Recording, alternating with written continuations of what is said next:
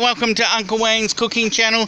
Here I just want to show you just quickly, I've been training this vine to grow along my house, and you can see it's still growing, and I have to trim it back every now and again, but look at the flowers that are on there. And what I've done is I've trained it to grow on the gate, and that's the gate there. You'll see when it comes to the end, there's my gate and my old gate post. So it's been taking a while. It's taken me a couple of years to grow all of this vine right along the side of the house, and I've trained it to grow all around in the bottles, right through the bottles, right through under the air conditioner, and right along up into this top garden piece here. It's taken a while, but it's happened.